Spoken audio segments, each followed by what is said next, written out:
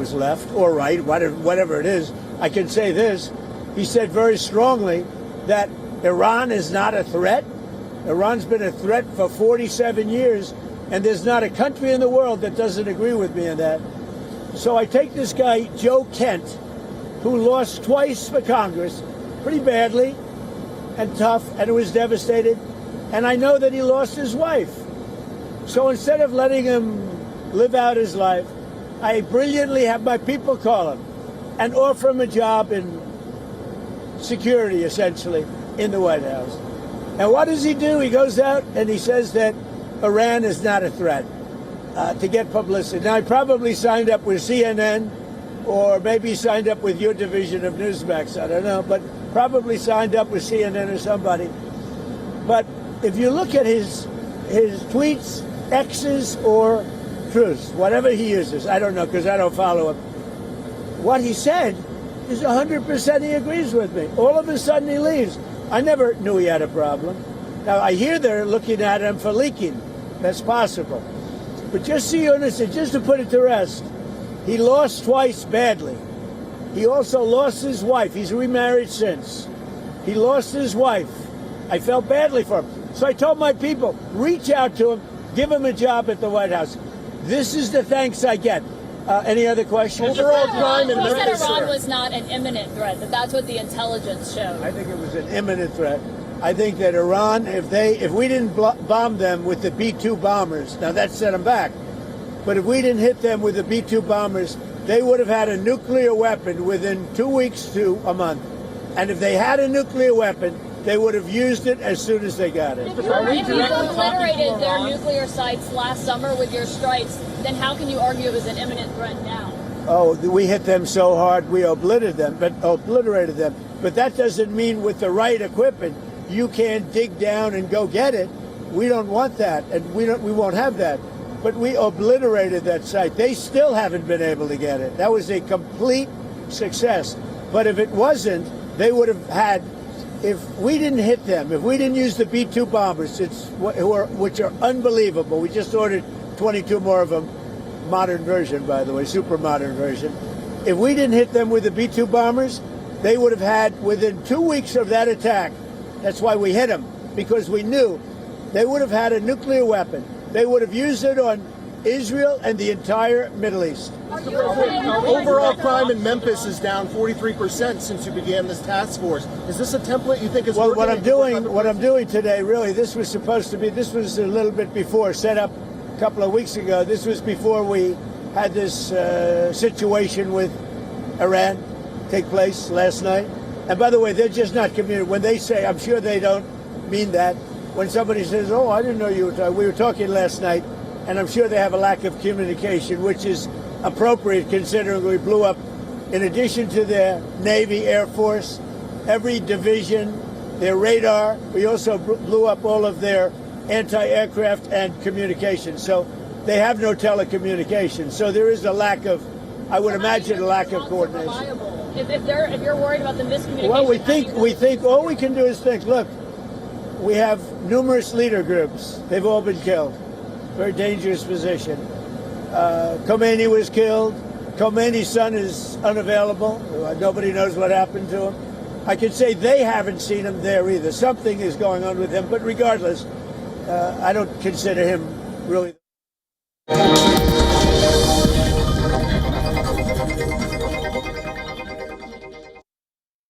WION Health Resort is unique, the only one of its kind.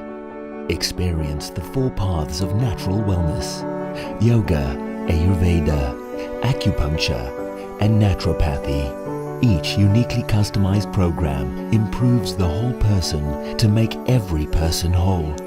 Come to WION Health Resort. Make your reservation at WION.com.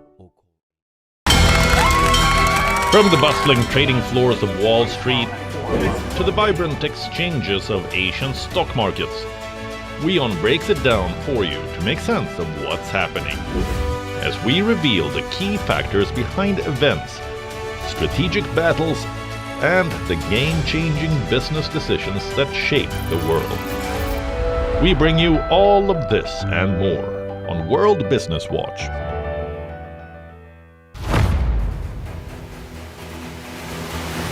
get the latest updates. Destroy their Breaking missiles news. and raise their... Credible, clear, continuous. Experts across aisles. Diverse voices, one platform. WION World is one. WION, India's global voice. The channel that brings you the biggest stories from across the world through India's lens. Now available in more than 190 countries worldwide. Because we believe that the world is one. Watch us in Africa, Europe, USA and Canada, South America, Asia Pacific, Middle East and North African regions. Also available on these digital platforms across the world. WION. World is one.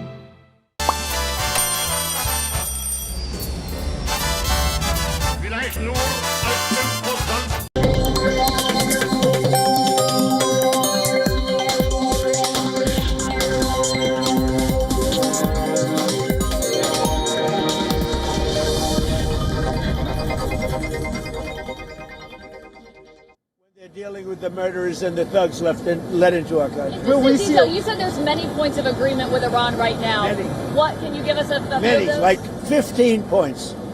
15 points. Iran has said yes. Well, they're not going to have a nuclear weapon. That's number one. That's number 1, 2, and 3. They will never have a nuclear They've weapon. said yes to that. They've agreed to that. Will we see arrests, illegal migrant arrests at airports, sir? Arrests? Will we see ICE arresting illegal migrants at airports? Yeah, that's why the Democrats are going crazy, because they've allowed, by what they did, and hold up, we put ICE, who are a very high level, I mean, they really are a high level group of people, and they love it because they're able to now arrest illegals as they come into the country. That's very fertile territory, but that's not why they're there. They're really there to help. Are we talking to Iran directly? To no enrichment whatsoever, even for medical purposes, civilian purposes? They have. Thank you. What about the Strait of Hormuz? Who's going to be in control of that? That'll be opened very soon if this works. How soon? And who's in control of it? Will Iran still be able to control the flow of oil? Be jointly controlled. By who? Maybe me. Maybe me. You want the United States to be in Me control and of the Strait of Hormuz? Ayatollah, whoever the Ayatollah is, whoever the next Ayatollah. Look, and there'll also be a form of a very serious form of a regime change. Now, in all fairness, everybody's been killed from the regime. They're really starting off. There's automatically a regime change. But we're dealing with some people that I find to be very reasonable, very solid. The people within know who they are. They're very respected. And maybe one of them will be exactly what we're looking for. Look at Venezuela, how well that's working out. We are doing so well in Venezuela with oil and with the relationship between the president-elect and us. And maybe we find somebody like that in Iran. Are you considering any more options to lower the price of oil while these talks? The price of oil will drop like a rock as soon as a deal is done. I guess it already is today. No, we have a very serious chance of making a deal. That doesn't guarantee anything. I'm not guaranteeing anything. I'm not going to come out here in a week or 2 weeks and have you all say, oh, you said. I didn't say anything. All I'm saying is we are in the throes of a real possibility of making a deal. And I think if I were a betting man, I'd bet for it. But again, I'm not guaranteeing anything. They want to make a deal very badly. Thank you. What changes would you like to see in DHS under Mark Wayne Mullen? Well, he's going to be fantastic. He'll make his own change. He's already given me a list of people he wants to bring. He's a fantastic guy. I think he's just the right guy. You all know him. He's a very open, smart guy, very successful actually in business, which people don't know. And he's a friend of mine. I think Mark Wayne is going to be fantastic. Thank you. Are these direct talks for Iran? On the plane crash that happened Terrible. They made a mistake. It's a dangerous business. That's terrible. Thank you.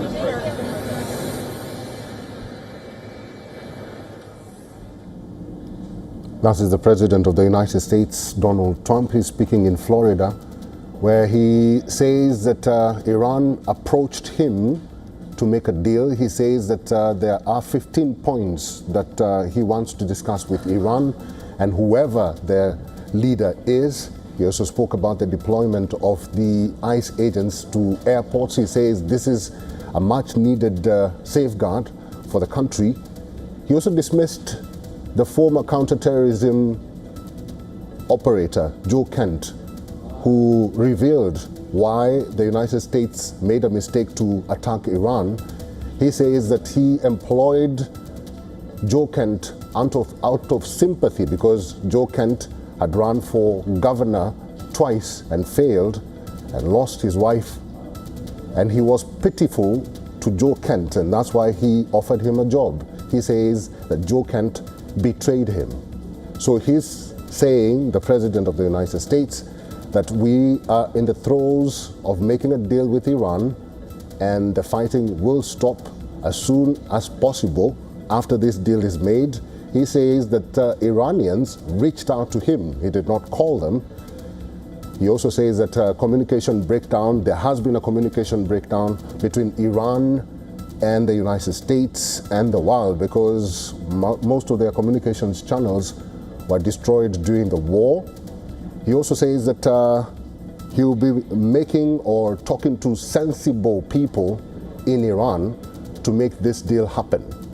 Once again, the President of the United States has pointed out that there are 15 points that he wants to discuss with Iran, and one of those 15 points is that Iran cannot develop a nuclear weapon. That is his ultimatum for Iran.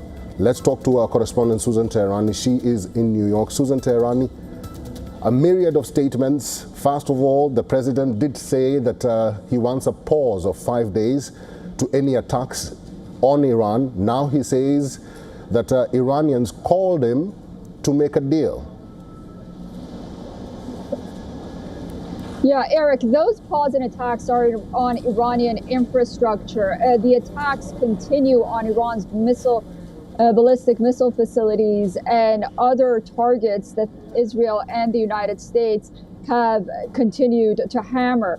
Now, it's important to note that President Trump also mentioned that he's not talking, or the United States, which in his case said that it's Jared Kushner and Steve Witkoff, that they're talking to a coalition of quote unquote sensible leaders, sensible individuals. They're not talking to just one person.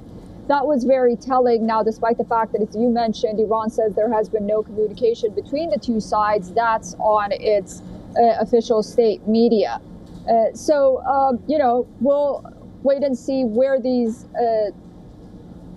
alleged talks lead to. But it doesn't seem that the United States has come down from any of its demands. When we look at those 15 points, it's no enrichment, no ballistic missiles, everything that was before this attack.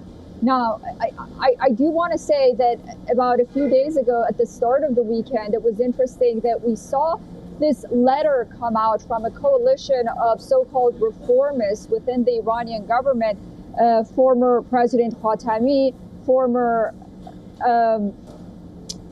Foreign Minister Javad Zarif, and others.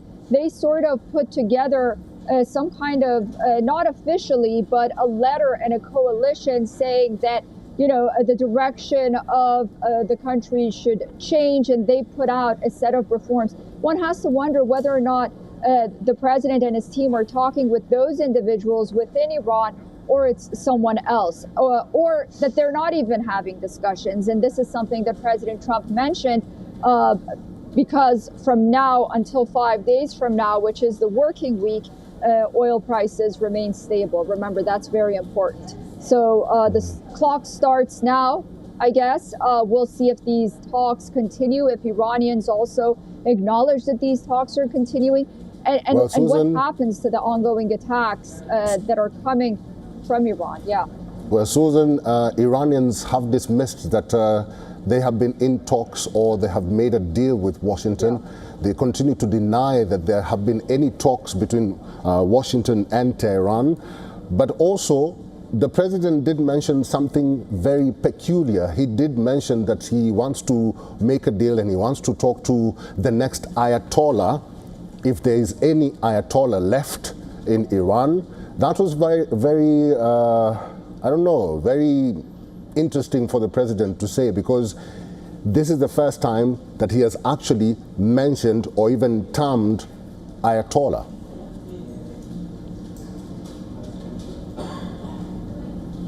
Well, yeah. I mean, the next Ayatollah doesn't necessarily have to be the son of the former supreme leader, because we don't know what his state is.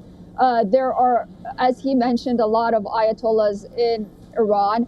Now, which of them will step up and sort of be in lockstep with U.S. policies is the million-dollar question, which presumably that's what President Trump wants. As someone who's lived there and worked there, I know one or two that may view the United States favorably, but that's about it. I mean, I don't know if that's even possible in the current regime apparatus and in the framework that Iran is operating. But he also, you're right, he also said that once, that Ayatollah that he has in mind, or Ayatollahs come to power, then he would consider that regime change. These are very vague statements. I wouldn't really look too much into them as of now, but I think that the president right now is very concerned about oil prices. On the one hand, he received a lot of backlash in attacking Iranian infrastructures on the other during the weekend, and presumably someone on the Iranian side made a telephone call. That's what the United States is saying. Iran is denying that. So I would focus on those three aspects, and anything else that President Trump is saying regarding future Ayatollahs, I would take that with a grain of salt right now, because things are moving so quickly and so fast. And again, those strikes are continuing against Iran. Well, Susan, the president did also make some two issues, or spoke about some two issues that are happening in the United States. One of them, he dismissed Joe Kent. He says that he reached out to Joe Kent out of favor and out of sympathy, and now Joe Kent gives him a big thank you by thrashing him and by denying his statements. And the other is about the deployment of ICE agents at the airport. He says that this was a much needed relief for America, but Americans are not happy with that decision. Very quickly, Susan. Yeah, the Democrats aren't happy, because they were trying to get ICE out of the way, and all of a sudden they see that they're going to appear front and center at airports. Americans just want relief at the airports. The situations, Eric, are really out of hand. I mean, you look at these crowdings and TSA lines, it looks like an absolute nightmare. So they think any relief is good relief at this point. Not the Democrats. So let's see what they do about passing this funding bill, because we are in a partial government shutdown after all. And regarding Joe Kent, it appears that he has morphed into the MAGA camp that is completely opposed to any of the foreign policy decisions that the president is taking. So no surprise there either. Susan Tehrani is our correspondent in New York. Susan, thank you.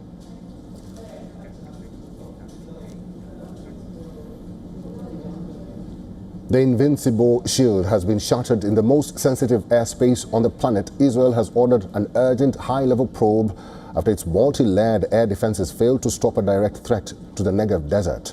Now questions are being asked how the billion-dollar THAAD system missed its mark of the most guarded nuclear site in the world.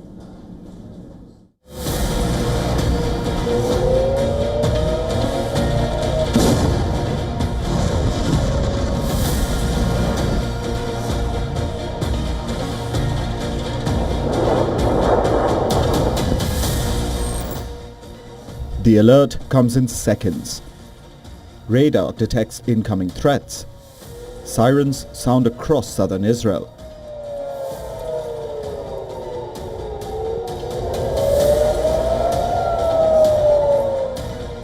Defense systems lock on. Everything is supposed to work with precision, but this time, something goes wrong.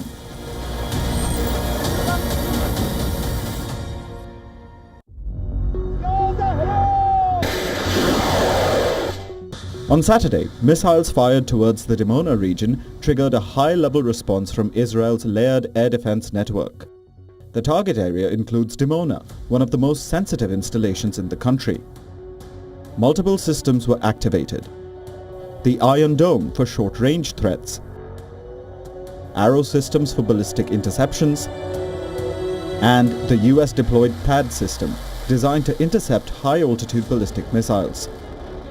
Yet, these interceptions failed. According to initial Israeli findings, the THAAD system was expected to intercept the incoming missile. It missed. The Israeli government says that 116 people were injured in Arad and another 64 in Dimona after ballistic missiles hit the towns on Saturday evening. Israeli authorities have now ordered an urgent probe. Investigators are examining whether the failure was due to technical issues or human error during the engagement. The incident is significant. THAAD is widely considered one of the most advanced missile defense systems in the world. Built to intercept ballistic missiles in their terminal phase, it operates at high altitudes and uses hit-to-kill technology, destroying targets through direct impact. It is designed for precision, it is designed for reliability. The THAAD is meant to act as a final shield against high-speed threats. The Shimon Peres Negev Nuclear Research Center near Dimona is long accepted as holding Israel's undeclared arsenal of nuclear weapons. According to a 2025 report from the Stockholm International Peace Research Institute, Israel has a stockpile of around 90 nuclear warheads, though Israel hasn't officially accepted the presence of nukes. The missile strike on Dimona raises difficult questions. Iran's evolving missile strategy is already testing defenses through speed, maneuverability, and varied attack profiles. Even a single failure in interception can have serious consequences when critical infrastructure is at risk. Israel's defense network remains among the most sophisticated in the world, but as this war continues, the pressure on those systems is intensifying. Because in modern missile warfare, perfection is not optional, it is essential. Bureau Report, WION, World is One.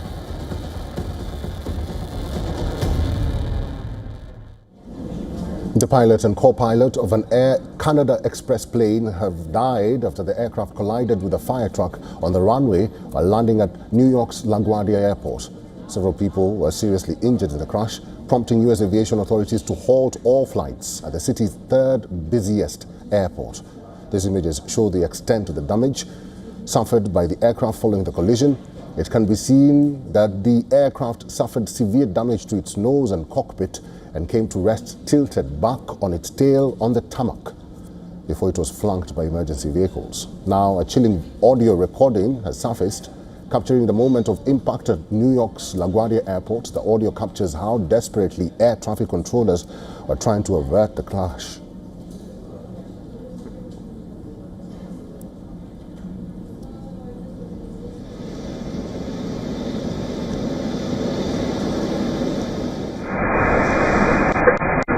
Truck 1 and Company, LaGuardia Tower. Truck 1 and Company. Truck 1 and Company, LaGuardia Tower, requesting to cross 4 at Delta. Truck 1 and Company, cross 4 at Delta. Truck 1 and Company, 4 at Delta.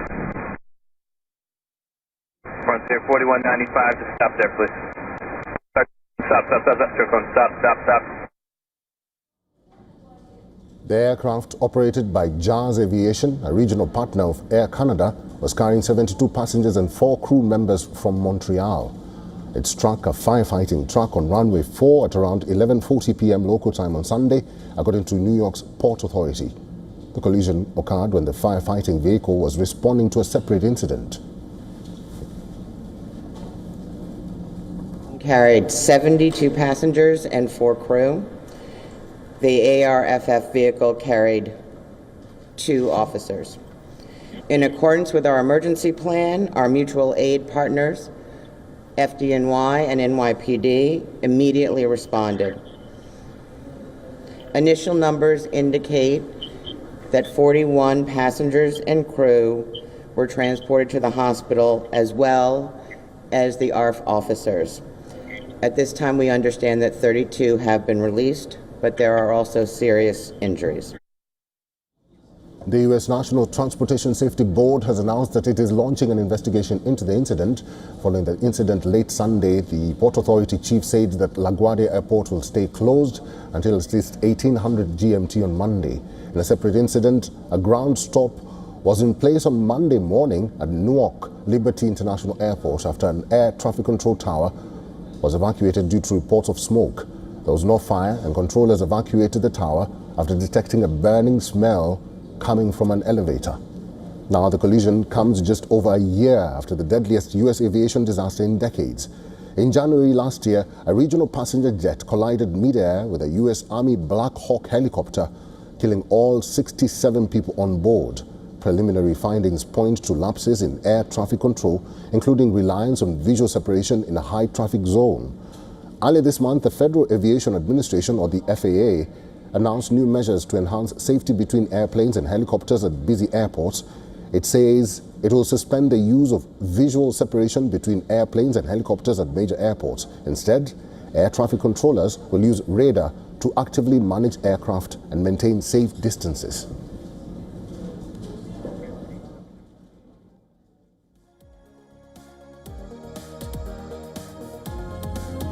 You are watching WION The World is One. Time now for a quick break. Just ahead, Germany, Europe's biggest economy, is facing a growing workforce crisis driven by an aging population and a wave of retirements from its baby boomer generation.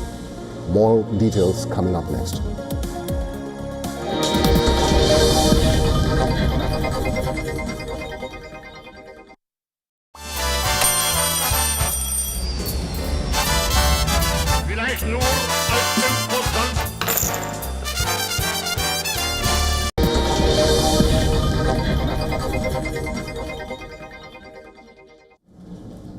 Welcome back and thank you very much for staying with us. You are watching WION The World is One. Global aviation is facing one of its sharpest cost shocks in recent years, triggered by the ongoing Gulf conflict. The biggest driver is jet fuel. With crude oil surging sharply and disruptions across key supply routes, jet fuel prices have nearly doubled in a matter of weeks. Brent crude briefly spiked above the $120 mark, forcing airlines worldwide to reassess cost structures almost overnight. Fuel is the single largest operating cost for airlines, and even small increases ripple across global ticket pricing and route planning. The crisis is not limited to fuel prices. Airspace disruptions have forced airlines to reroute long-haul flights between Asia, Europe and the Gulf. These longer detours are adding flight time and pushing up crew and operational costs. Key transit hubs in the Gulf region are also seeing intermittent disruptions affecting global connectivity, and in response, airlines are cutting capacity. Several global carriers have trimmed flight schedules, cancelled routes, and reduced frequencies on less profitable sectors. Some airlines have also warned of further reductions if fuel prices remain elevated.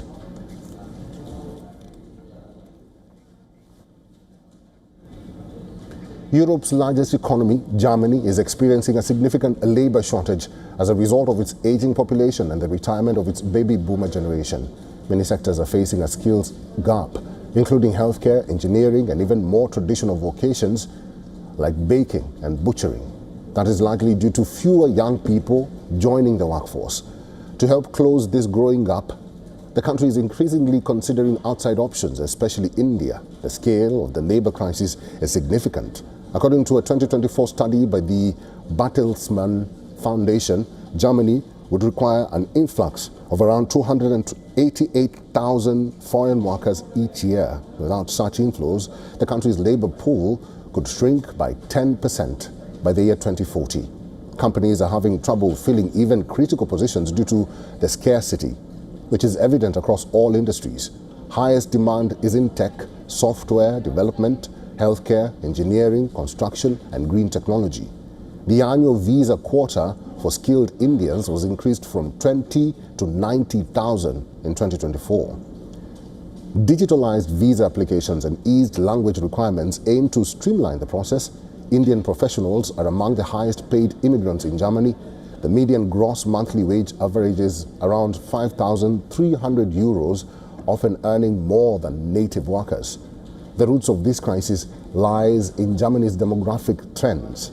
Low birth rates over decades have resulted in fewer young people entering the market. In addition, a large number of older workers are now retiring. Germany is currently facing a structural labor crisis. Over 260,000 positions remain unfilled in key sectors. By 2035, the country projects a shortage of 7 million skilled professionals. That makes the recruitment of young, qualified Indians a strategic priority.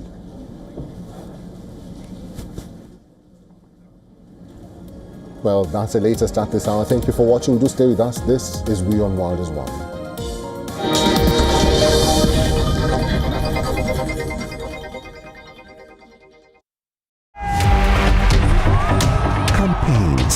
elections, alliances, controversies, and power play. Beyond the noise and rhetoric, no election, no ballot issue too small. Stories that analyze global and domestic politics, more than just headlines. A dedicated show with varied perspectives, expert take, citizens' voices, detailed ground reports, and in-depth coverage from political corridors of the world. This is Race to Power, only on WION. World is One.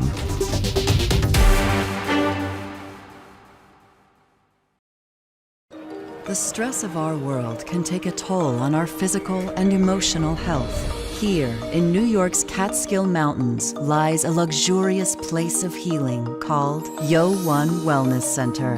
The WION Wellness Center provides 500,000 square feet of natural methods to manage diabetes, hypertension, chronic pain, obesity, depression, anxiety, and other conditions.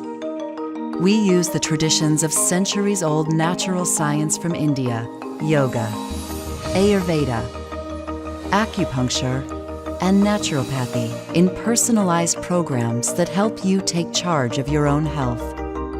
A minimum 5-day stay is recommended for best results. Book now at yo1.com.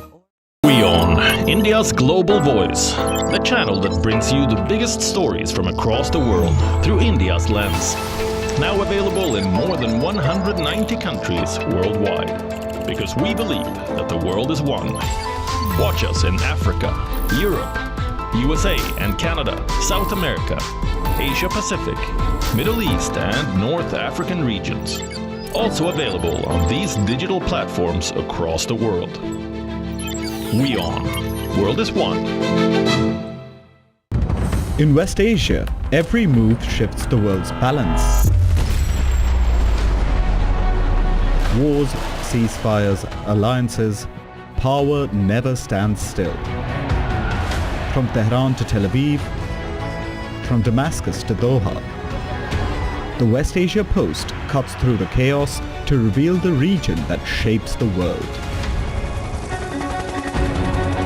Because what happens in West Asia never stays in West Asia. This is the West Asia Post, the region's story, the world's impact.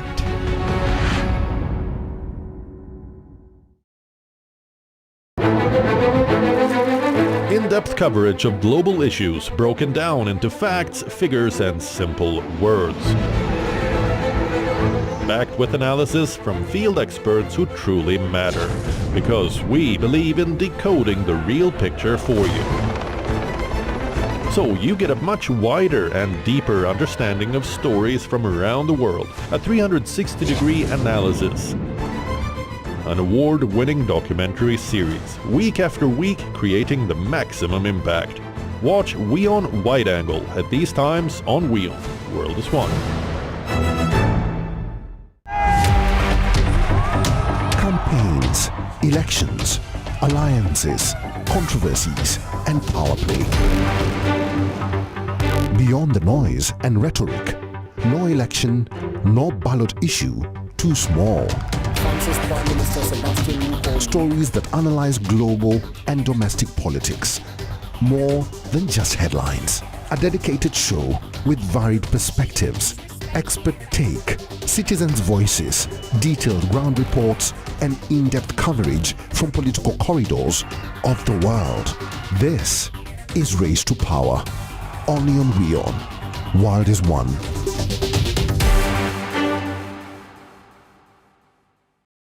WION, India's global voice, the channel that brings you the biggest stories from across the world through India's lens. Now available in more than 190 countries worldwide. Because we believe that the world is one. Watch us in Africa, Europe, USA and Canada, South America, Asia Pacific, Middle East and North African regions. Also available on these digital platforms across the world. WION. World is One. In West Asia, every move shifts the world's balance. Wars, ceasefires, alliances, power never stands still. From Tehran to Tel Aviv, from Damascus to Doha, the West Asia Post cuts through the chaos to reveal the region that shapes the world. Because what happens in West Asia never stays in West Asia. This is the West Asia Post, the region's story, the world's impact.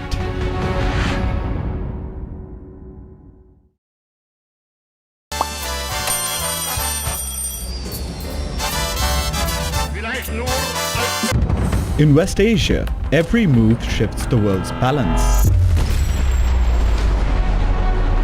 Wars, ceasefires, alliances, power never stands still. From Tehran to Tel Aviv, from Damascus to Doha, the West Asia Post cuts through the chaos to reveal the region that shapes the world. Because what happens in West Asia never stays in West Asia.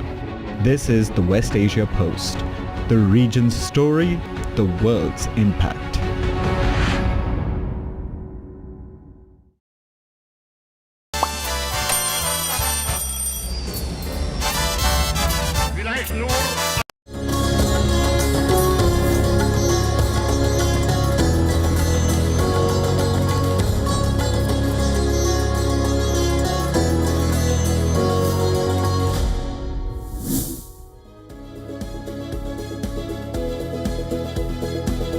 You're watching Race to Power. I'm Shreya Upadhyay. We will be getting you the latest on the West Asia crisis. First, we will talk about Donald Trump's big statements hours ago on talks with Iran, the 15 points of agreement that are being negotiated, and his response to Iran's denial. We speak to an expert to break down these developments in the last few hours for you. Next up, we decode how the Strait of Hormuz plays a role of global oil artery, and continued hostilities could further endanger this energy security grid for Asian countries. We get you more on that as well. Just moments ago, the American President Donald Trump said that talks with Iran are going good and that they will continue today as well. The US president did not name the person that is holding these talks from the Iranian side, but he said that this individual is a very respected figure in the country's administration. Now, Trump has also reacted to Iranian media claiming that no talks are taking place. Let's take a look at the major highlights on his remarks. Iran's foreign ministry says you're not telling the truth when it comes to productive conversations to end the war. Well, they're going to have to get themselves better public relations people. We have had very, very strong talks. We'll see where they lead. So the discussions took place yesterday. They went into yesterday evening. They want very much to make a deal. We'd like to make a deal too. We're going to get together today by probably phone, because it's very hard to find a country. It's very hard for them to get out, I guess. What about the Strait of Hormuz? Who's going to be in control of that? That'll be opened very soon if this works. How soon? And who's in control of it? Will Iran still be able to control the flow of oil? Be jointly controlled. By who? Maybe me. Maybe me. You want the United States to be in Me control and of the Ayatollah, whoever the Ayatollah is, whoever the next Ayatollah. Look, and there'll also be a form of a very serious form of a regime change. Now, just before his latest statements to the media, remember Donald Trump had posted a long statement on his social media platform Truth Social.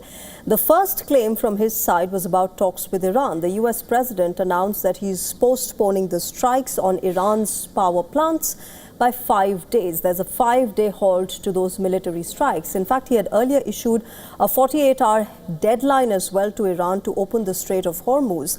That deadline was about to end in a few hours from now, but now it seems to have been extended.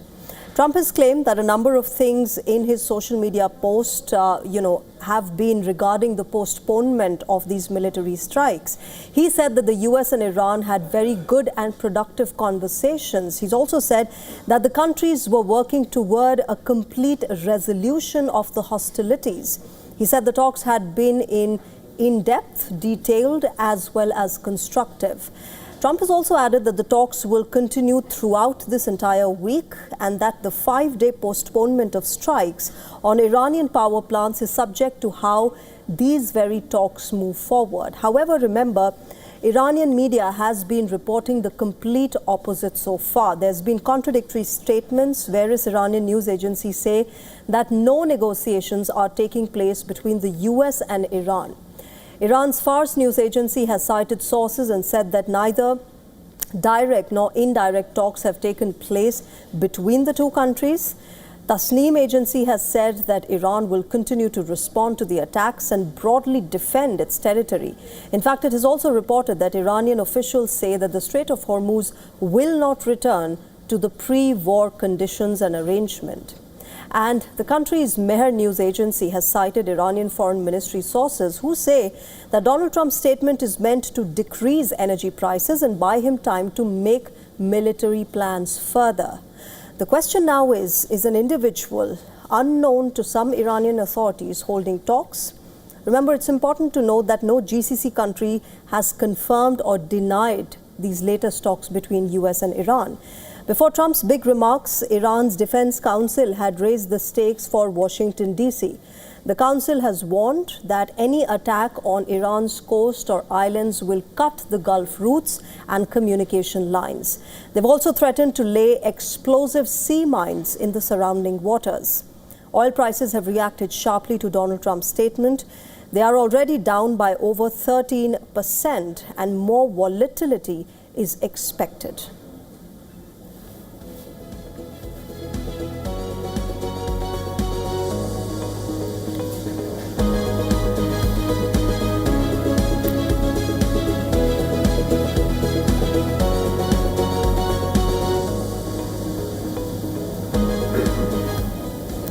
All right, let me go across to Susan Tehrani, my colleague. She's joining us live on the broadcast from New York to get us the latest of what's been happening as far as this entire to and fro is concerned.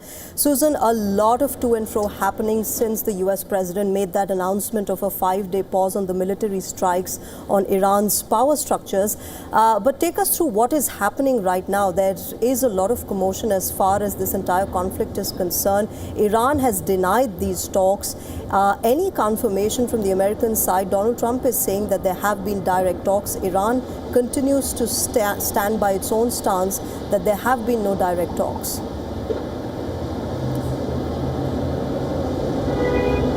We did hear from the president, and he went into full detail about what happened during the weekend. He says that they are talking to an individual. He also, at some point, said that he's talking to a group of individuals within the power apparatus in Iran. We're getting reports that there were mediation efforts. This is according to Axios by Turkey, Egypt, and Pakistan. They had been passing messages throughout the weekends, and one source is telling Axios that these mediation efforts continue even as we speak. Now, it was interesting that the president said he talked not to the replacement of Iran's supreme leader who has been deceased, his son, but another respectable leader, which, it's hard to tell who that person would be. There are certain reformist elements within Iran that could be talking to the United States that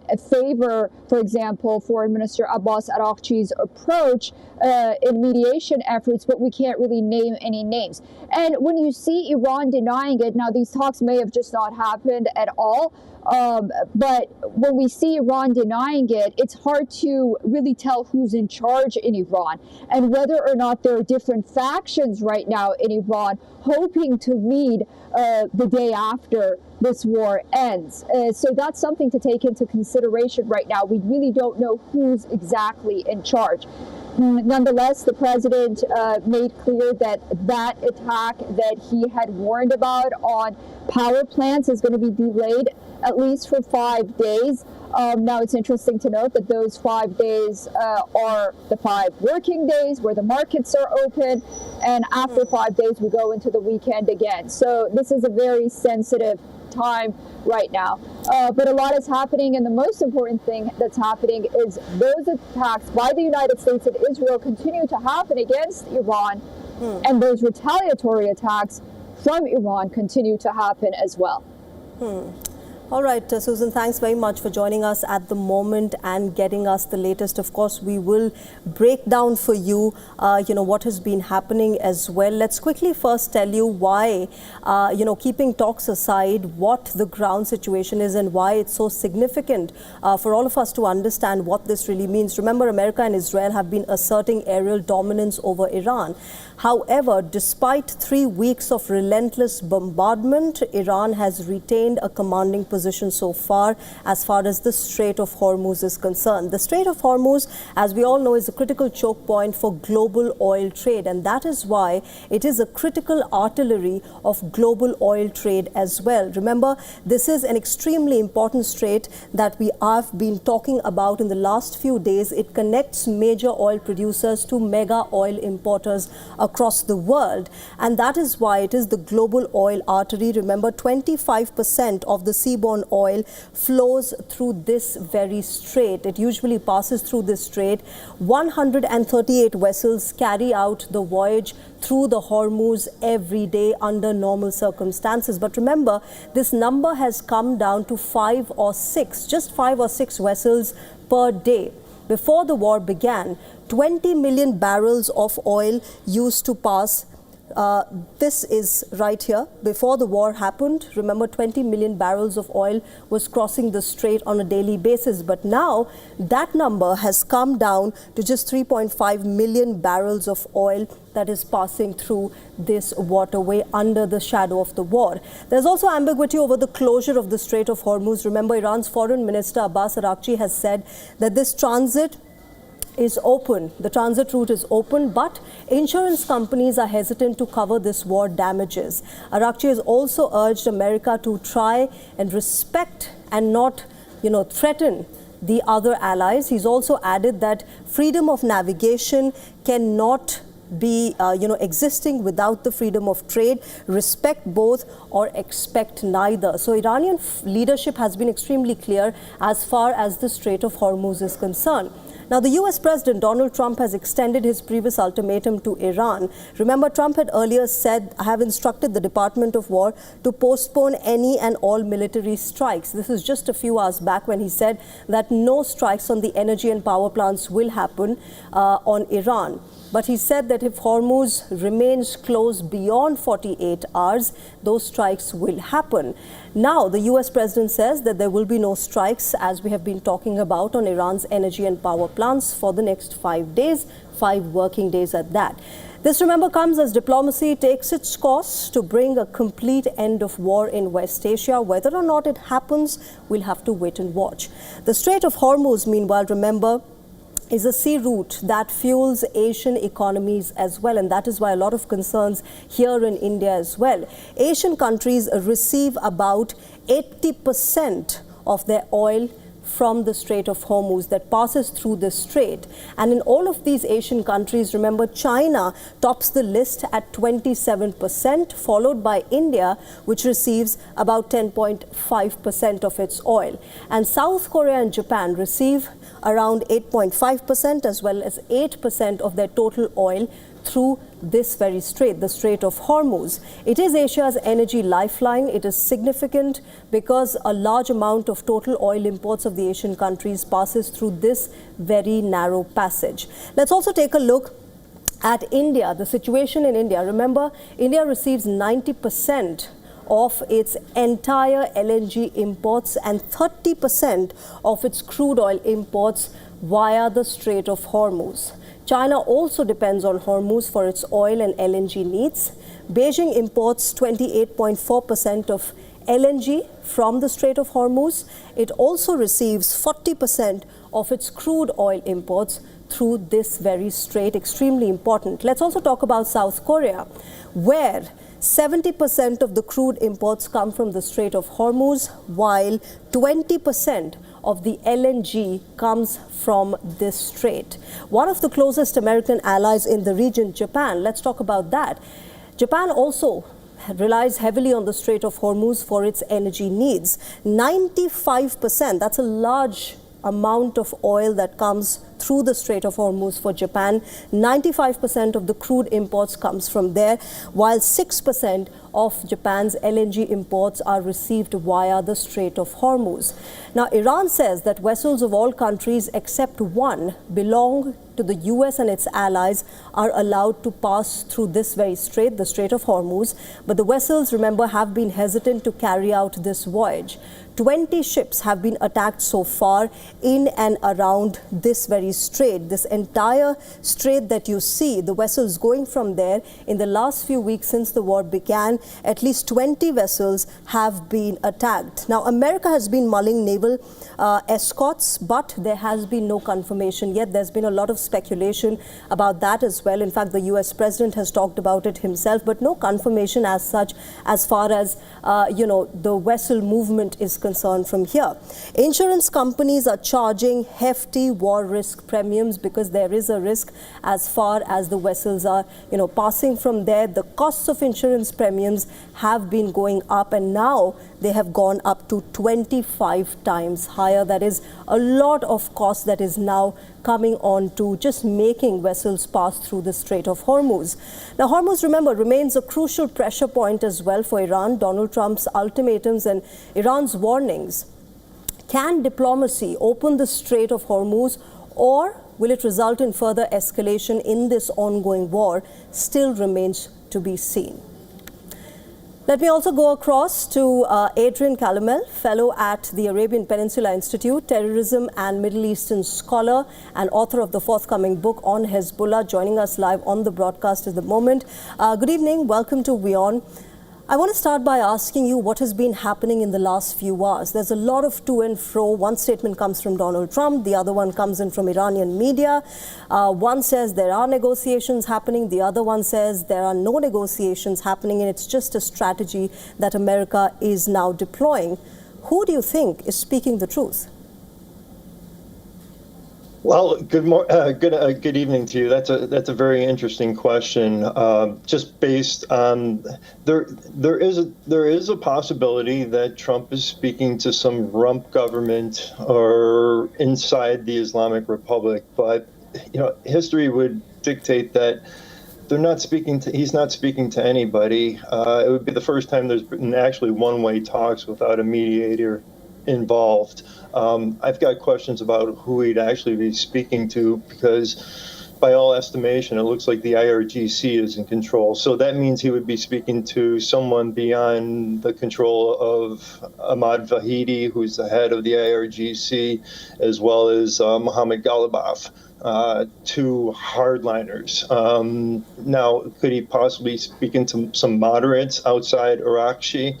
Pezeshkian was always viewed as a moderate. People were absolutely shocked when he became president. But my warning to everybody is that moderates are just the other side of the same coin as the hardliners. It's just a different way they package it up. So to answer the question, I don't think there are actually negotiations taking place. I think this is strategy on the part of Donald Trump. I didn't think there was he was seriously going to hit their entire electrical grid infrastructure. That was not going to be the plan. I think there's always been a day after plan, looking at what he's done with the targets and what he's limited from the targets as far as gas, which is the National Army, not the IRGC, which they have targeted. So I think, and you also have to, you brought up the Strait of Hormuz. I think, Trump saw this situation in the world where the maximum risk expectations in the Strait of Hormuz, and just with his announcement in the last couple of hours, we've seen the markets dip back down. So this could be a strategic move, one to deal with the energy security problems that are going on, and also to get assets in place to make sure that the Strait of Hormuz can be open. Japanese have already said that they're going to commit, and we'll see if it happens, minesweepers. So I think it's more strategy.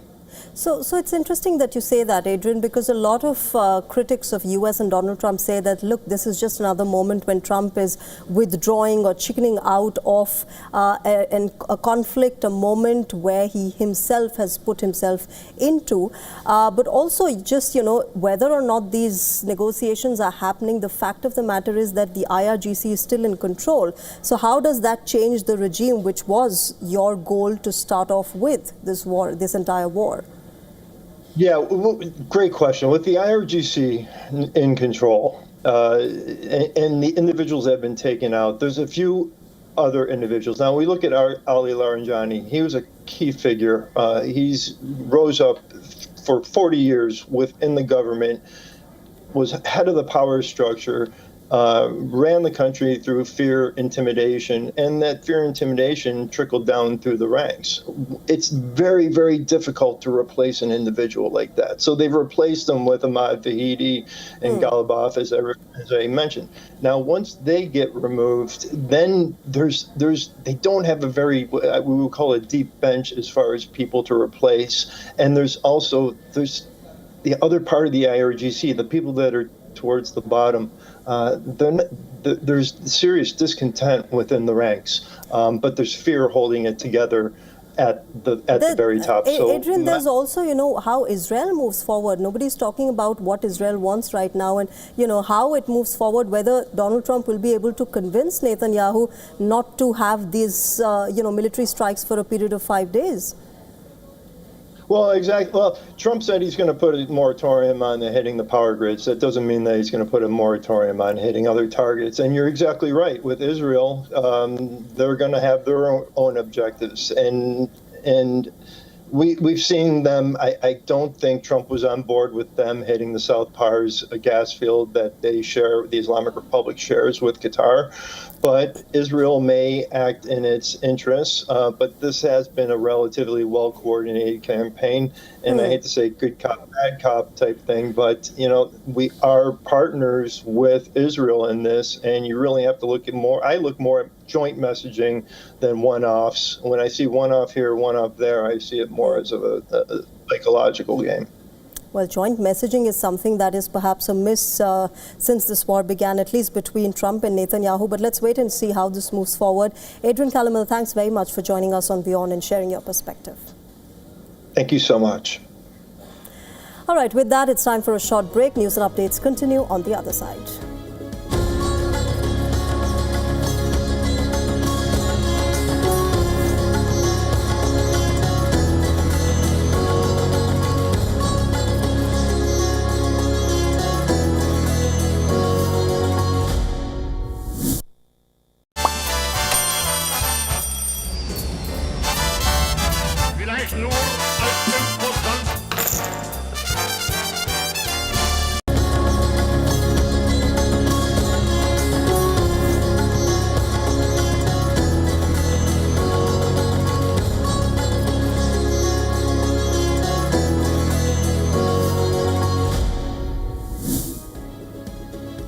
India's Prime Minister Narendra Modi has spoken in the Parliament today. Prime Minister Modi assured India on the supply of oil, natural gas and fertilizers, which have been affected due to the ongoing war in West Asia.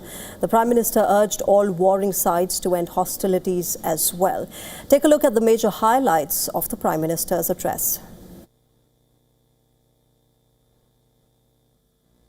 Bharat में बड़ी मात्रा में कच्चा तेल, gas और fertiliser जैसी अनेक जरूरी चीजें हॉर्मुज स्ट्रेट के रास्ते से आती हैं। युद्ध के बाद से ही हॉर्मुज स्ट्रेट में जहाजों का आना जाना बहुत चुनौतीपूर्ण हो गया है। बावजूद इसके हमारी सरकार का ये प्रयास रहा है कि पेट्रोल, डीजल और गैस की सप्लाई बहुत ज्यादा प्रभावित न हो, देश के सामान्य परिवारों को परेशानी भी कम से कम हो, इस पर हमारा फोकस रहा है। भारत ने बीते 11 वर्षों में अपनी एनर्जी इंपोर्ट का डाइवर्सिफिकेशन किया है।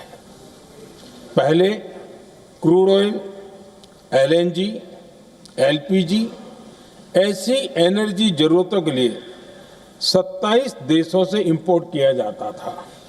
वहीं आज भारत 41 देशों से एनर्जी इंपोर्ट करता है। प्रयास ये है कि जहां से संभव हो वहां से तेल और गैस की सप्लाई होती रहे। भारत सरकार गल्फ और आसपास के शिपिंग रूट्स पर निरंतर नजर बनाए हुए है। हमारा प्रयास है कि तेल हो, गैस हो, फर्टिलाइजर हो, ऐसे हर जरूरी सामान से जुड़े जहाज भारत तक सुरक्षित पहुंचे। All right, with that, it's a wrap on this edition of Race to Power. But as always, we'll keep getting you news and analysis from across the world. Thank you very much for joining us tonight. Bye-bye.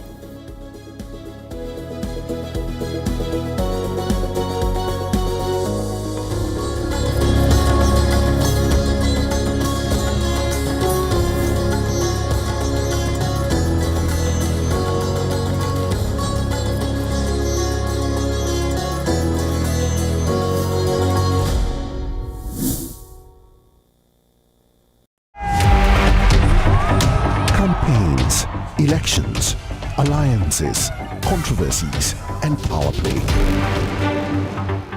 Beyond the noise and rhetoric, no election, no ballot issue too small. France's Prime Minister Sebastian Stories that analyze global and domestic politics.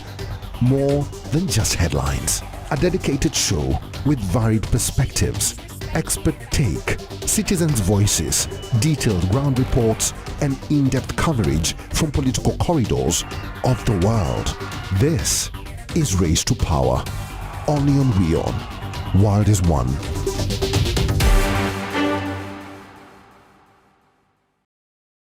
WION Health Resort is unique, the only one of its kind. Experience the 4 paths of natural wellness: yoga, Ayurveda, acupuncture, and naturopathy. Each uniquely customized program improves the whole person to make every person whole. Come to WION Health Resort. Make your reservation at wion.com. From the bustling trading floors of Wall Street to the vibrant exchanges of Asian stock markets, WION breaks it down for you to make sense of what's happening.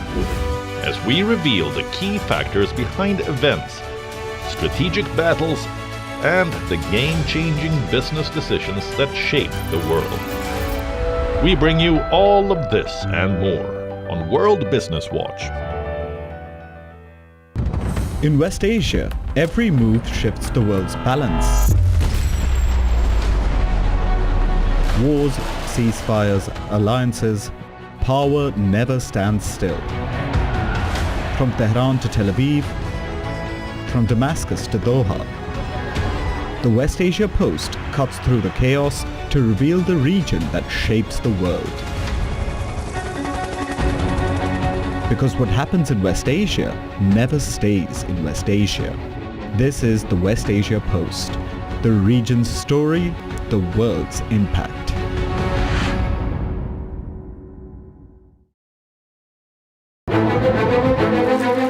In-depth coverage of global issues broken down into facts, figures, and simple words. Backed with analysis from field experts who truly matter, because we believe in decoding the real picture for you. So you get a much wider and deeper understanding of stories from around the world, a 360-degree analysis. An award-winning documentary series, week after week creating the maximum impact. Watch WION Wide Angle at these times on WION. World is one.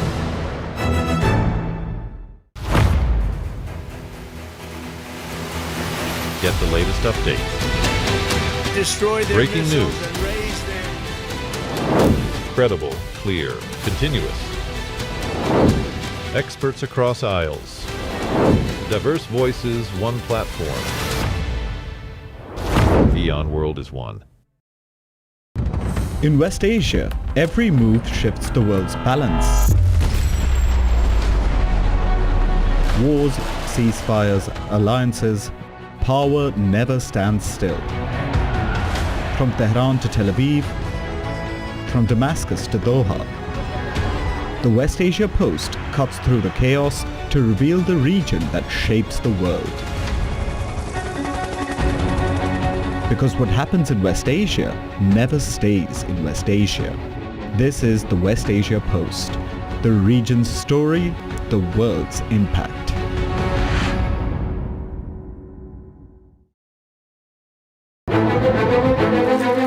In-depth coverage of global issues broken down into facts, figures, and simple words.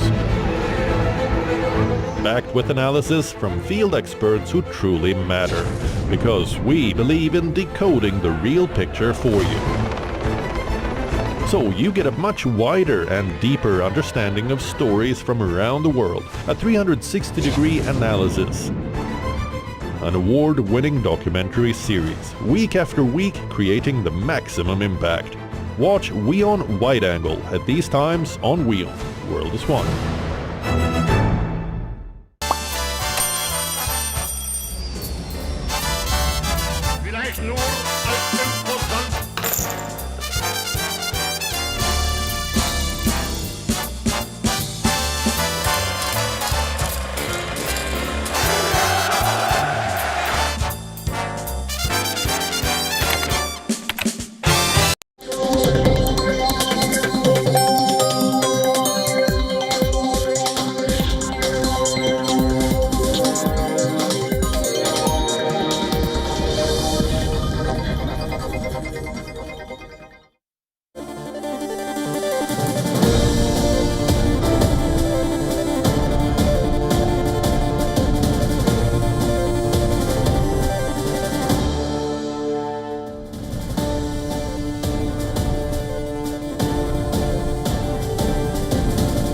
Welcome back and thank you for staying with us. We are live on WION World is One. Time now for Fine Print. American Joker, the headlines.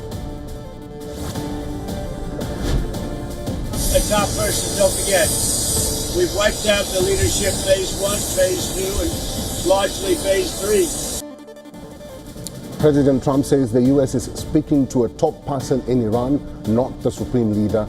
Trump claims he believes the man in the most respected leader. This as he says regime change is underway.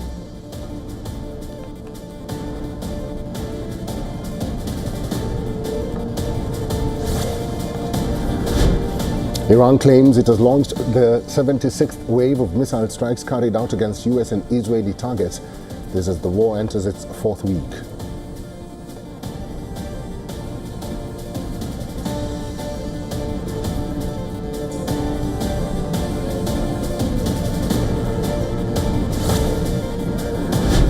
The Kremlin says it is closely monitoring what it described as contradictory statements surrounding the situation in Iran, while expressing hope that the conflict will be resolved soon.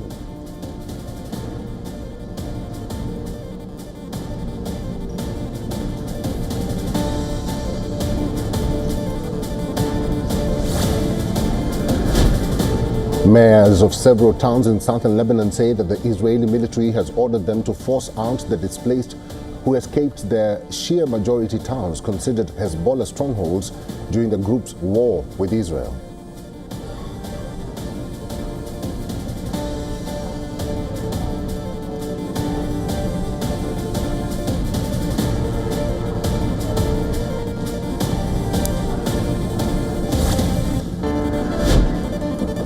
A satellite image shows smoke rising from a Russian oil terminal at Primorsk, the most important Russian loading port in the Baltic Sea, following a drone attack claimed by Ukraine.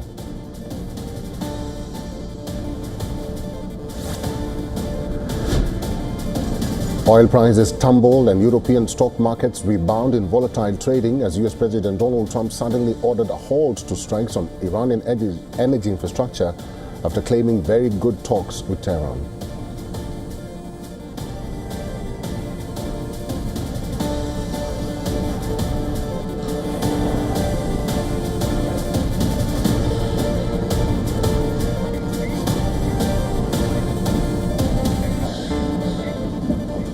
President Donald Trump has postponed his strikes on Iranian energy infrastructure. He says that the US and Iran have engaged in good and productive talks over the past 2 days.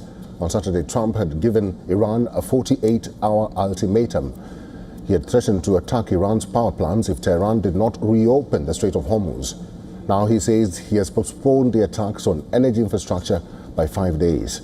But he says this pause is subject to ongoing talks with the Iranians. Iranian media has reported that no talks, direct or indirect, have taken place between the two countries. However, Trump has doubled down on his statements. He was in Florida, and just before boarding Air Force One, he spoke to the press about negotiations with the Iranians.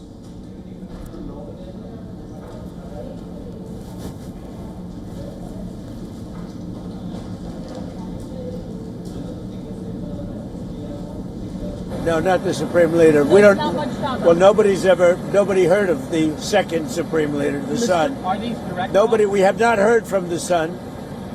Every once in a while, you'll see a statement made, but we haven't. We don't know if he's living. But the people that seem to be running it, and they seem that based on really fact, because things they've said have taken place. We're looking for all of the things that we've been talking about. We want to see. No nuclear bomb, no nuclear weapon, not even close to it. Low key on the missiles. We want to see peace in the Middle East. We want the nuclear dust. We're going to want that, and I think we're going to get that. We've agreed to that. Yeah, we've agreed to that.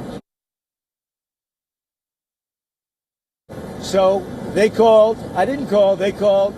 They want to make a deal, and we are very willing to make a deal. It's got to be a good deal. And it's got to be no more wars, no more nuclear weapons. They're not going to have nuclear weapons anymore. They're agreeing to that.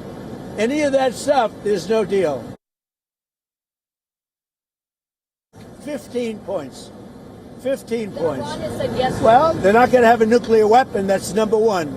That's number 1, 2, and 3. They will never have a nuclear weapon. Said yes to that? They've agreed to that. What about the Strait of Hormuz? Who's going to be in control of That'll that? be opened very soon if this works. How soon? And who's in control of it? Will Iran still be able to control the flow of oil? Be jointly controlled. By who? Maybe me. Maybe me. You want the United States to be in Me control and the Ayatollah, whoever the Ayatollah is, whoever the next Ayatollah. Look, and there'll also be a form of a very serious form of a regime change. And joining us live from Paris is Joakim Balik. He's a former European diplomatic and security advisor to German Chancellor Helmut Kohl and former German ambassador to NATO. Mr. Balik, thank you very much for your time. Do you believe there was actually a deal that was made, because Iran denies ever talking to Washington and Trump claims Iranians called him, he did not call them? I have doubts whether we will ever get the truth of this. I suppose there are contacts, perhaps through intermediate parts between the Americans and the Iranians. It sounds at least in this direction. Is it wishful thinking or is it reality? We will see this in the next days. Let's be patient insofar. Mr. Balik, since the start of the war, the president has been making contradictory statements, making the world not trust what he says. Could this latest statement on a pause be considered as such? Do you take it with a pinch of salt?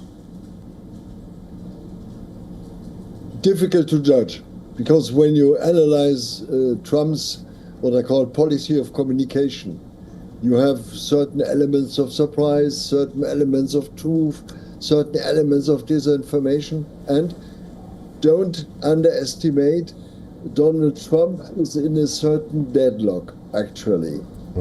Because when you look at the Strait of Hormuz is extremely difficult to supervise, extremely difficult to see. And up till now, he has not done real steps towards a real solution, and he needs to some extent the Iranians. This could be, let's say, the opening towards a solution. But you mentioned this idea of a joint control. and this could, let's say, be helpful to the Iranians to jump. But please be aware, Iran has perhaps taken a beating, yes, a severe beating even, but retains certain advantages. Advantages of geography, advantages of time. The Iranians have more time than the Americans have. And at the same time, please, they have a much higher tolerance, or yes, let's call it tolerance for pain, than the Americans have. Please bear in mind.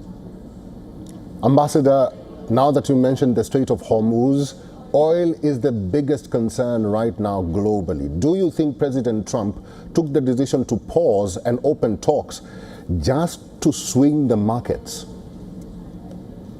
This has been, without any doubt, one of the reasons for Donald Trump. It's clear, because he has to look at the situation at home. In the US, he has to be careful with regard to partners in Asia, including the Chinese, including India. He has to take, let's say, a certain, let's say, a more, let's say, conciliatory line insofar. And I think he's aware of that situation. Ambassador, what do you think the future will hold for both America and Iran? Because right now, the president says he took a decision to pause strikes on energy infrastructure, but the strikes still continue as we're talking. What do you think, or what do you predict will happen in the coming 1 week or the 5 days that the president has given? Well, the prognosis remains extremely difficult under the given circumstances. I think to a certain extent the Americans and Israelis have been underestimating Iran and its force. I'll give you one example. Observers are astonished why the Iranians do not use more their cruise missiles they have developed. Are they destroyed, or are they retaining them for, let's say, better protection of the Strait of Hormuz? Because there is the weapon of the Iranians, is oil. I think nuclear is over to a large extent. But the threat here is the Strait of Hormuz. And I think Americans and Israelis have been underestimating to a certain extent that challenge in front of them. Ambassador, let's see. Yeah, indeed, let's see. Let's give the president his 5 days. He says that he will pause strikes on energy infrastructure in Iran for 5 days, and he will let the decision or he will let the Iranians come up with a plan on what they need to do in the coming years, so to speak. Just stay with me because I have an update from Iran, and then I'll come back to you shortly. Okay.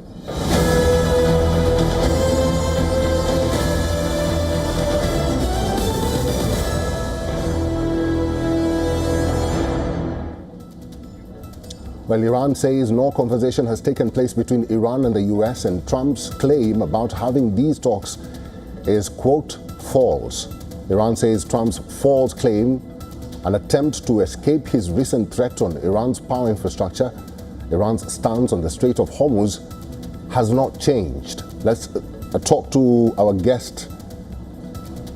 Mr. Balik is still with us. Mr. Balik, like we had almost suggested here, that Iranians really are skeptical about what the president says and the president's claims. They have denied that they have been in talks with the president. What does this signify to you? For me, we have to do with, let's say, two particular sides. We know slowly what's about the communication policy of Donald Trump, of the American president. Yes, we know it more or less. On the other side, we have a regime which has nothing anymore to lose, to some extent. I think Israelis and Americans had been expecting a short war, a short end after bombing out Tehran and especially killing leaders place. But no, this regime is much more flexible in his and plays all his survival cards. Please. Ambassador, the president insists that the regime is changed and the regime has died. He actually says that he doesn't recognize Ayatollah's son. He says that he's speaking to a more dependable and respectful person in Iran. He doesn't want to say the name of that person that he's speaking to, but he still insists that the regime has died. Till 2 years ago, my idea would have been Ali Larijani, because I've been meeting Larijani years ago, and he has been for me one of those intelligent leaders, let's say, able even to lead a regime change within Iran, within the system. And I don't know about whom he is speaking, whom he is mentioning. The leadership in Iran is perhaps a bit, is more, let's say, open-minded to a certain extent. And there may be even infights inside. I've been reading an excellent analysis in an American newspaper about the infight leading towards the nomination of a son of Khamenei, where there have been other views on it, not only from the father, but within the regime. And this has been, let's say, others were hiding themselves in front of a situation and therefore taking the son as, let's say, the provisional leader. And therefore there may be other people inside of the regime, perhaps in the army, more open towards the solution with the US. I do not exclude anything there. But please bear in mind, this Iranian regime has nothing to lose. Therefore, they attack all the sides. And Iran has always been, let's say, an extremely difficult place to be. We have had more a critical dialogue earlier with them. And therefore, I do not exclude anything.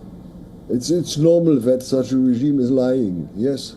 And therefore, please let's wait and see how the next 3-4 days develop. Ambassador Bitterlich, yes indeed, let's wait and see how the next 5 days pan out. Thank you for talking to us today. Always a pleasure. Low-cost drones with reduced radar cross-sections are increasingly challenging advanced air defense systems. Iran claims to have carried out a drone attack on Ben Gurion Airport. Our next report decodes how critical infrastructure like airports are facing new vulnerabilities in the 4th week of the Iranian war.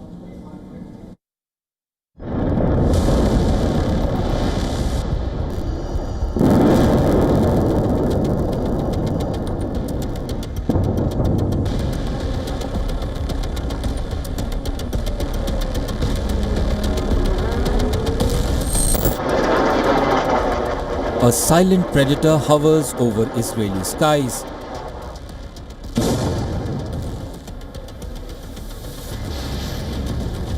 It stealthily flies thousands of kilometers targeting strategic locations.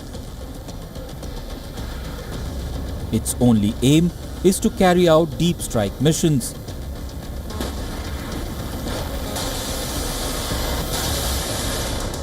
Iran has unleashed Arash-2 drone. Tehran claims it has successfully targeted Israel's Ben Gurion Airport, the country's busiest aviation hub and a critical economic lifeline. Tehran's latest round of strike highlights the growing role of unmanned systems. The Arash-2 is not an average drone.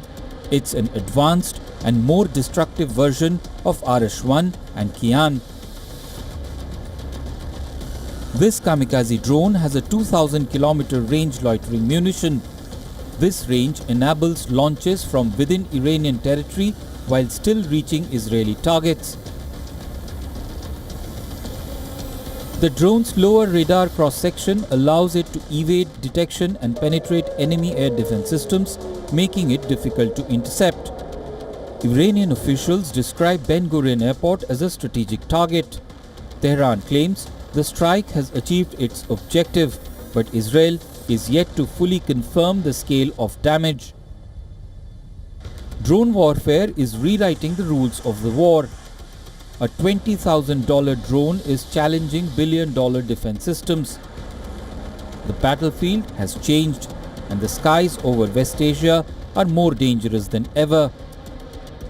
Iranian armed forces say they have so far carried out 74 waves of missile and drone strikes on Israeli and US military sites across the Gulf. Iran has now started to fire more powerful missiles with heavier payloads. The volume of missiles have gone down as the war is in its fourth week. On the other hand, the American-Israeli forces continue to carry out precision strikes to destroy Iran's military capabilities. Bureau Report, WION World is One.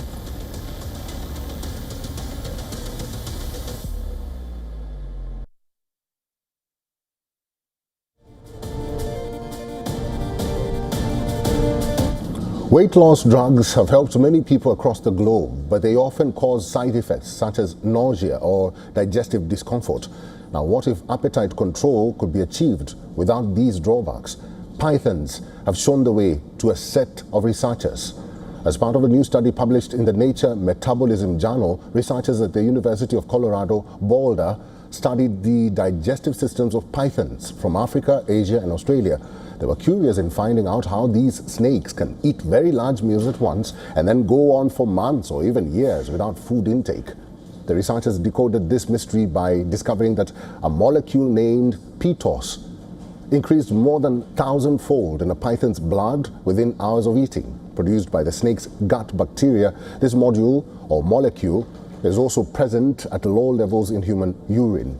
When administered to obese mice, the study found that they ate significantly less and lost 9% of their body weight within 28 days. Now, why does this molecule matter? While the current range of obesity drugs slow down digestion and regulate blood sugar, which makes people feel full longer, PTOS appears to act on a brain region called hypothalamus, which is known to regulate appetite. And according to the researchers, this appetite suppressant worked in mice without some of the side effects that obesity drugs have.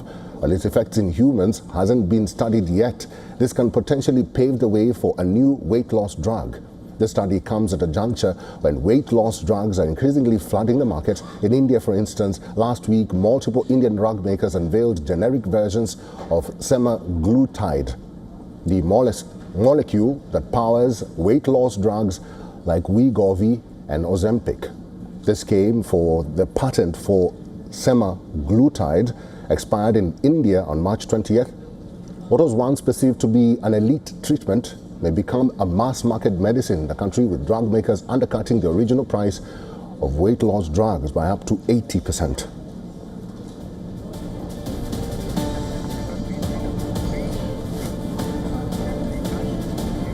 Thank you for watching WION Fine Print. Stay with us. This is WION World is One.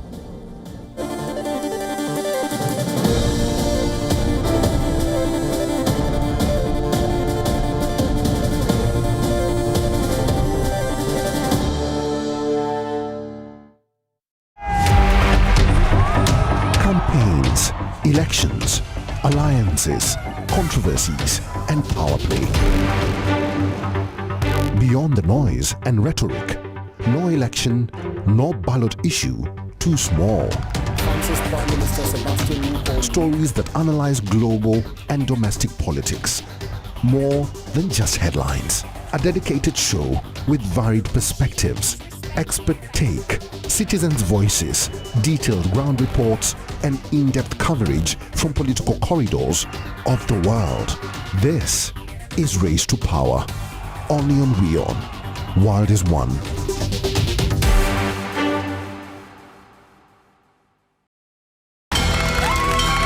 From the bustling trading floors of Wall Street to the vibrant exchanges of Asian stock markets. WION breaks it down for you to make sense of what's happening, as we reveal the key factors behind events, strategic battles, and the game-changing business decisions that shape the world. We bring you all of this and more on World Business Watch. WION, India's global voice, the channel that brings you the biggest stories from across the world through India's lens. Now available in more than 190 countries worldwide. Because we believe that the world is one. Watch us in Africa, Europe, USA and Canada, South America, Asia Pacific, Middle East and North African regions. Also available on these digital platforms across the world. WION, World is One. In West Asia, every move shifts the world's balance. Wars, ceasefires, alliances, power never stands still. From Tehran to Tel Aviv, from Damascus to Doha, the West Asia Post cuts through the chaos to reveal the region that shapes the world. Because what happens in West Asia never stays in West Asia. This is the West Asia Post, the region's story, the world's impact.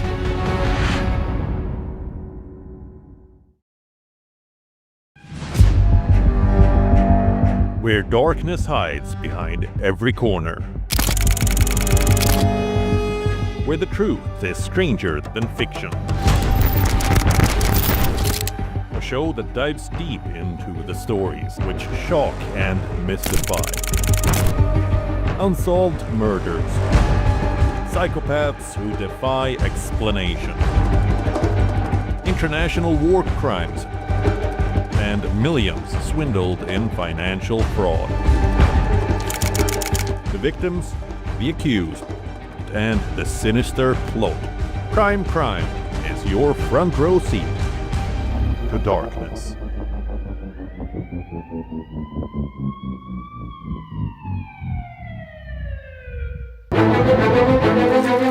In-depth coverage of global issues broken down into facts, figures, and simple words. Backed with analysis from field experts who truly matter, because we believe in decoding the real picture for you. So you get a much wider and deeper understanding of stories from around the world, a 360-degree analysis. An award-winning documentary series, week after week creating the maximum impact. Watch WION Wide Angle at these times on WION, World is One. Campaigns, elections, alliances, controversies.